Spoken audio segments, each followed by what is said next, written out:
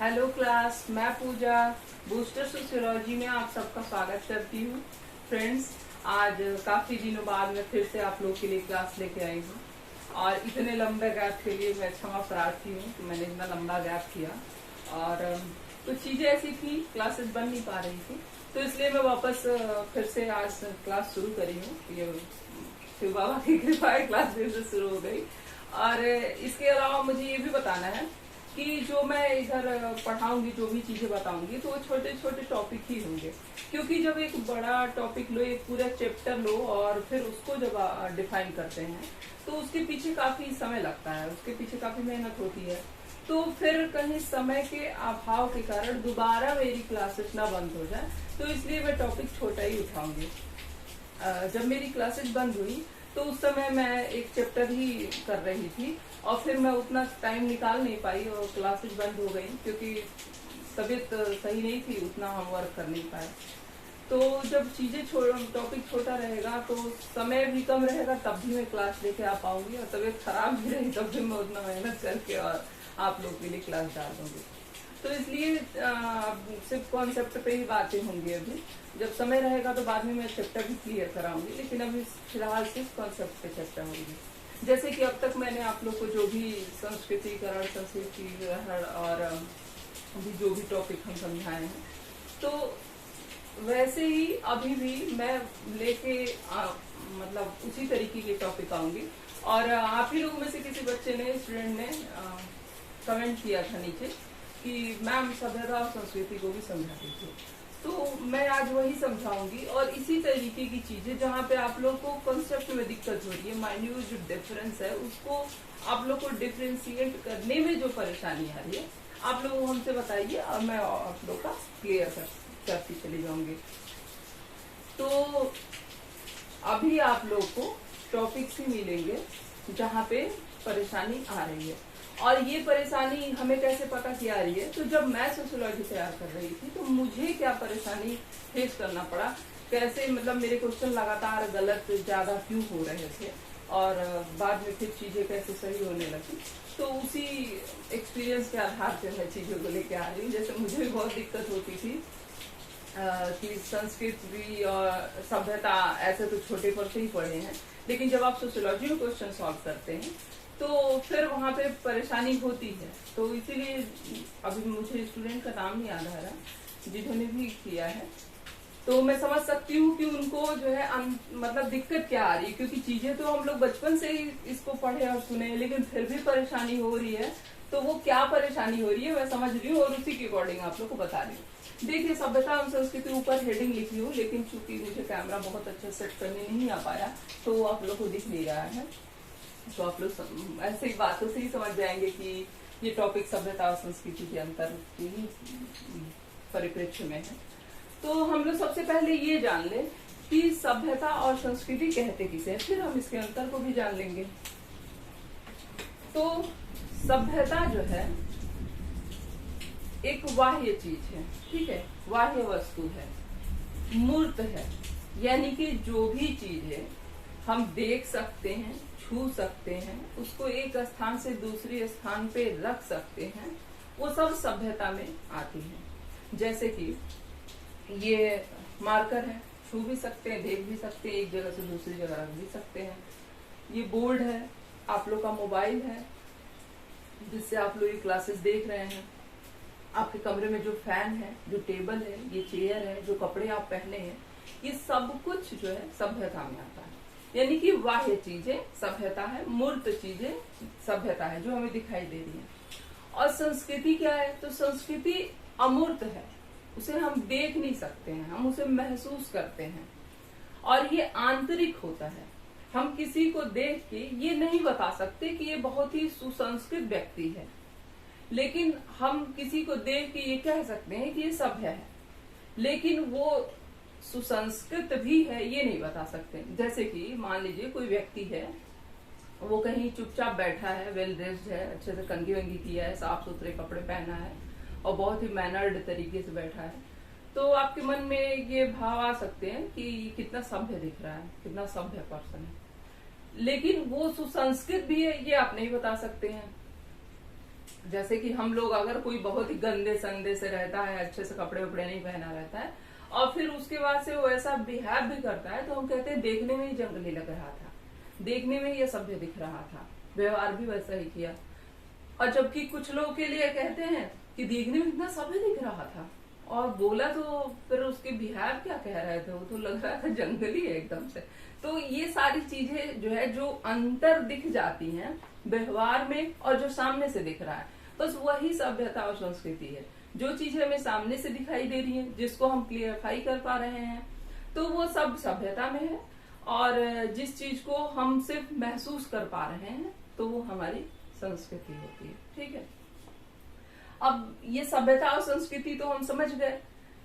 अब आप लोग को परेशानी कहाँ होती है क्वेश्चन सॉल्व करने में, क्योंकि जो आगबन है तो उन्होंने संस्कृति को दो भागों में बांट दिया। एक कह दिए भौतिक संस्कृति और एक को कह दिए अभौतिक संस्कृति। तो अब दिक्कत ये हो जाती है कि दोनों ही संस्कृतियां हैं, तो हम अंतर कैसे करें? तो नहीं, ये जो है ना, ये सभ्यता है। ये जो भौतिक संस्कृति की ये बात करते हैं, ये सभ्यता है। इन्होंने भौतिक संस्कृति अभौतिक संस्कृति क्यों बोला है? क्योंकि सभ्यता और संस्कृति में बहुत अंतर नहीं है, ये दोनों एक ही सिक्के के दो पहलू हैं। यही तो रीजन है कि चीजों को अलग करने में दिक्कत होती है। लेकिन बस आप लोग थोड़ी देर तक क्लास सुन लीजिए, फिर आप लोग को इसमें कोई परेशानी नहीं होने वाली है। तो आप लोग इस शब्द पे मत जाइए कि भौतिक के साथ संस्कृति लग गया है और अभौतिक के साथ संस्कृति लग गया है। नहीं, जो भी चीजें दिखाई दे रही हैं हमें, जो भी चीजें हम तेजी से अपना लेते हैं, जो भी चीजें हम अडॉप्ट कर लेते हैं फास्ट, और जो समाज में आते ही एक बहुत ही बड़ा परिवर्तन ला देता है, वो सब सभ्यता के अंतर आता है। जैसे कि कहा गया है कि रेडियो के सिर्फ आ जाने से 150 परिवर्तन हुए समाज में। तो ये क्या है? ये सभ्यता ही तो है, रेडियो सभ्यता ही तो है, क्योंकि हम उसे देख भी रहे हैं, हम उसको सुन भी रहे हैं, हम उसको छू भी रहे हैं, हमारा जहां मन हुआ उसको हम रख भी सकते हैं। तो इन्होंने संस्कृति शब्द नाम आगे दिया है, लेकिन ये बताते हैं इसमें सभ्यता को ही, इसमें इन्होंने सभ्यता को ही डिफाइन किया है, और इसमें इन्होंने संस्कृति को डिफाइन किया है। और यहाँ पे मैकाइवर जो है वो बताते हैं कि सिर्फ अभौतिक ही संस्कृति होती है। जो संस्कृति होती है वो सिर्फ अभौतिक होती है, वो भौतिक नहीं होती है। यानी कि ये जो है संस्कृति को अभौतिक मानते हैं, आंतरिक मानते हैं। जो चीजें हम अंदर महसूस करते हैं, जो चीज हम फील कर पाते हैं, जैसे कि परंपरा है, प्रथा है, देख पाते हैं आप लोग इसको, संस्कार है, इसे देख पाते हैं? नहीं देख पाते हैं। जैसे कि पूजा पद्धति है, देख पाते हैं? तो आप कहेंगे हाँ देख पाते हैं, हम घंटी पे जाते हुए देख पाते हैं, हम पूजा जो अगरबत्ती दिखाते हैं वो देख पाते हैं, हम जो भी भगवान है उनकी मूर्तियां देख पाते हैं। तो ये सब जो है ना सभ्यता के पार्ट हैं, ये सारी चीजें। जैसे कि आप कह रहे हैं आप मूर्ति देख पाते हैं, तो मूर्ति सभ्यता का ही तो हिस्सा है, क्योंकि आप इसे छू भी तो रहे हैं। अगर आप कहते हैं मंदिर की बात, अगर आप करते हैं अगरबत्ती की बात करते हैं, आप घंटी की बात करते हैं, तो ये सारी चीजें आपको दिखाई दे रही हैं, आप छू रहे हैं, तो ये सब सभ्यता है। लेकिन जो पद्धति है, जब हम हाथ जोड़ के और भगवान से जो प्रार्थना कर रहे हैं, तो वो भी आपको दिखाई दे रहा है क्या? वो नहीं दिखाई दे रहा है। जो हमें ईश्वर से को हाथ जोड़ के वहां पे जाके और जो हम जल चढ़ाते हैं या फिर जो भी चीजें करते हैं, तो उससे हमें जो आंतरिक अनुभूति होती है, जो हमें खुशी मिलती है अपनी संस्कृति को फॉलो करके, तो वो आपको दिखाई देता है? नहीं दिखाई देता, वो सिर्फ आप महसूस कर सकते हैं। तो यही अंतर है सभ्यता और संस्कृति में, कि एक आंतरिक है और एक बाह्य है। आंतरिक होने की वजह से ही, देखिए अब हम लोग समझ लिए हैं कि सभ्यता और संस्कृति क्या है। अब हम लोग अंतर की तरफ जा रहे हैं। तो एक अंतर तो हम लोग देख लिए हैं कि जो सभ्यता होती है तो वो मूर्त होती है और संस्कृति जो है अमूर्त होती है। तो ये और दूसरी चीजें क्या है कि संस्कृति को हम सीखते हैं, ठीक है, संस्कृति को हम सीखते हैं और सभ्यता को अपनाते हैं। सभ्यता को हम अपनाते हैं कैसे? जैसे कि आप कोई सीरियल देखे, कोई फिल्म देखे और वहां पे आपको जो है कोई अच्छी ड्रेस दिख गई, ये लड़के लड़कियां सब पे लागू होता है कि आपको जो है कोई अच्छा सूट दिखाई दिया, कोई साड़ी दिखाई दिया, फिर कोई कुर्ता पजामा दिखा या फिर कोई हेयर स्टाइल दिखा, तो आप उसको फॉलो कर लेते हैं। वैसी चीजें फिर आप मार्केट में खोजेंगे, ऑनलाइन देखेंगे, उसको मंगाएंगे और उसे पहनेंगे। तो ये क्या है कि ये सभ्यता है, जो चीजें आपको दिखाई दी और जो आप मंगा सकते हैं, खरीद सकते हैं, तो ये सभ्यता है। तो उसको क्या करते हैं, आप अपनाते हैं। और कैसे अपनाते हैं? बहुत तेजी से अपनाते हैं। लेकिन संस्कृति, उसी सीरियल में एक बहू होती है, ठीक, जो कि बहुत ही संस्कारी होती है, वो सुबह 5 बजे उठती है। एक हस्बैंड भी होता है, वो भी बहुत ही संस्कारी होता है, बहुत ही जिम्मेदार होता है। बहू जो है सुबह 5 बजे उठती है, नहाती धोती पूजा पाठ करती है, फिर किचन में जाती है, किसी को कोई जवाब नहीं देती है, सबकी सेवा भाव करती है, खुशी खुशी करती है। पति जो है सारी जिम्मेदारियों को उठाता है, उसके जितनी भी घर में सदस्य हैं सबके प्रति अपनी जिम्मेदारी समझता है, सबका केयर करता है। तो वो चीजें भी तो आपको अच्छी लगती है, तो क्या आप लोग उसको भी अगले दिन से अपना लेते हैं? आप भी वैसे ही एक बहुत ही मतलब जिम्मेदार इंसान बन जाते हैं? क्या आप भी एक जिम्मेदार पति पत्नी बन जाते हैं, भाई बहन जो भी है? नहीं हो पाता है, क्योंकि ये जो है ना सीखना पड़ता है हमें। ये आंतरिक है ना, ये एटीट्यूड है ना, ये हमारा व्यवहार है ना, ये हमारे मूल्य हैं। तो इसलिए इसे हमें सीखना पड़ता है। ये हमें, इसे हम अपना नहीं लेते हैं कि बस वहां से लिए और खुद अपना लिए, नहीं, इसे हम सीखते हैं और ये हमें जो है ना पीढ़ियों से मिलती है धीरे धीरे। तो ये इसको अपनाने में, संस्कृति को अपनाने में हमें टाइम लगता है और सभ्यता को हम जल्दी अपना लेते हैं। यही रीजन है कि अकबर जो है बताते हैं सांस्कृतिक विलंबना की बात करते हैं, ठीक है, सांस्कृतिक विलंबना, जिसमें ये बताते हैं कि जो भौतिक संस्कृति है, यानी कि जो सभ्यता है, वो आगे निकल जाती है और संस्कृति पीछे रह जाती है। ऐसा क्यों होता है? ऐसा इसलिए होता है कि सभ्यता को अपनाना आसान होता है। हम किसी के भी ड्रेस को अपना सकते हैं, हम किसी के भी खाने पीने में जो भी, जैसे चाइना में जो भी खाया जाता है, अमेरिका में जो भी खाया जाता है, जापान में जो भी खाया जा रहा है, तो उसमें से ज्यादातर चीजें जो है अब इंडिया में लोग उसे एक्सेप्ट कर लिए हैं, उसे खाते हैं, अपने दिनचर्या में उसे शामिल कर लिए हैं।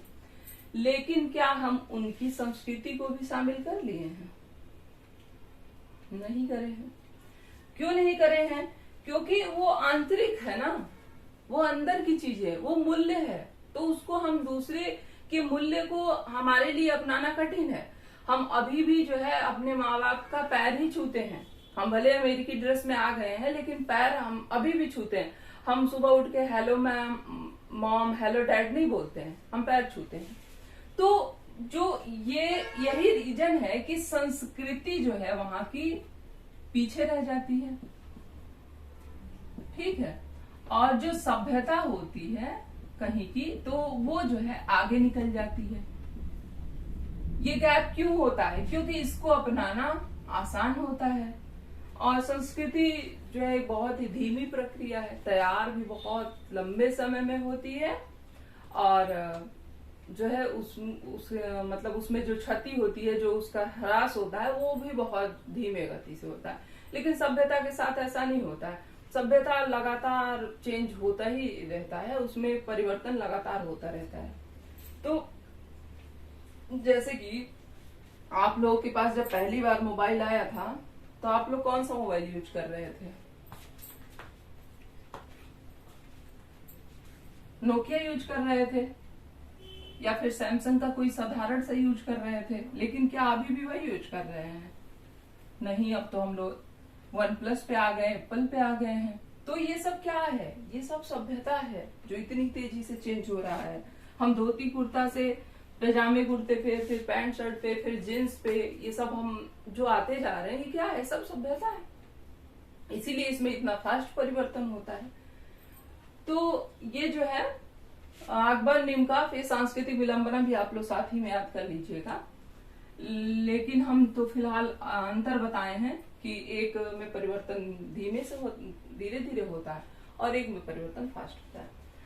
अब हर्स्कोविट्ज क्या कहते हैं?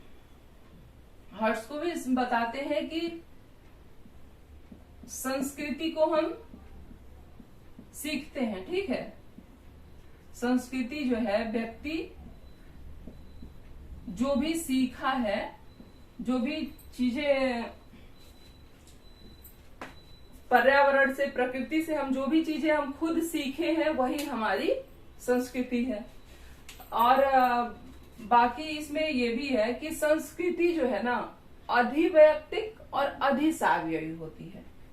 संस्कृति जो है अधिवैयक्तिक और अधिसावयवी होती है। इसको भी जरा आप लोग समझ लीजिए। अधिवैयक्तिक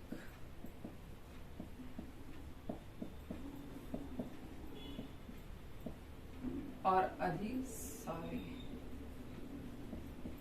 इसका क्या मतलब हुआ? इसका मतलब ये हुआ कि संस्कृति जो है ना, किसी एक व्यक्ति विशेष की संपदा नहीं होती है। देखिए, संस्कृति को बनाता तो मनुष्य ही है, मनुष्य ही बनाते हैं संस्कृति को, सभ्यता को भी मनुष्य ही बनाते हैं। लेकिन संस्कृति जो है ना, वो अधिवैयक्तिक है, मतलब किसी एक व्यक्ति विशेष पे डिपेंड नहीं करता है। जबकि सभ्यता में तो क्या है कि एप्पल का मोबाइल जो है कुछ लोग बना दिए और फिर वो एक बड़ा सा परिवर्तन लेके आ गया पूरे समाज में कि आज मतलब एप्पल के जो भी इलेक्ट्रॉनिक सामान है वो आ रहे हैं और बेस्ट आ रहे हैं, लोग उसी को अपना रहे हैं क्योंकि उसकी क्वालिटी अच्छी है। तो वहां पे परिवर्तन हमें साफ दिखाई दे रहा है। फोटो बहुत अच्छे आ रहे हैं, वीडियो बहुत अच्छे बन रहे हैं, काम भी फास्ट हो रहा है, दिक्कतें भी कम आ रही हैं। तो ये एक व्यक्ति जो है, कुछ व्यक्ति मिलके सभ्यता को तो बदल सकते हैं, एक व्यक्ति भी बदल सकता है। लेकिन संस्कृति के साथ ऐसा नहीं है। संस्कृति किसी व्यक्ति विशेष का नहीं है। जैसे कि मान लीजिए कि हम लोग दीपावली का त्योहार मनाते हैं, ठीक, हम दीपावली मना रहे हैं या फिर होली मना रहे हैं। अब हमारे यहाँ जो है कोई ऐसी सत्ता आ जाए जो कि ये मना करे कि दीपावली और होली नहीं मनाई जाएगी। मान लीजिए भारत के राष्ट्रपति ऐसा बोलते हैं, तो क्या हम सब मान जाएंगे? नहीं मानेंगे।